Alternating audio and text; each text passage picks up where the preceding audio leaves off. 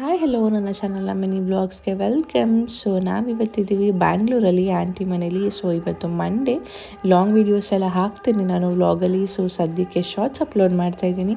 So ಮಧ್ಯಾಹ್ನ lunch ಎಲ್ಲ ಆದಮೇಲೆ ಹಾಗೆ ಓಡಾಡ್ಕೊಂಡು ಬರೋಣ ಅಂತ ಹೇಳಿ ನಾನು ಸಾಗಿ ಆ್ಯಂಡ್ ಪಾಪು ಗಾಡಿ ತೊಗೊಂಡು ಹೊರಟ್ವಿ. ಸೊ ಬ್ಯಾಂಗ್ಳೂರಲ್ಲಿ ರೋಡೆಲ್ಲ ಗೊತ್ತಿಲ್ಲ, ಹಾಗಾಗಿ ಎಲ್ಲ ಕಡೆ ಮ್ಯಾಪ್ ಹಾಕ್ಕೊಂಡು ಅಡ್ರೆಸ್ ಹುಡ್ಕೊಂಡು ಹೋದ್ವಿ.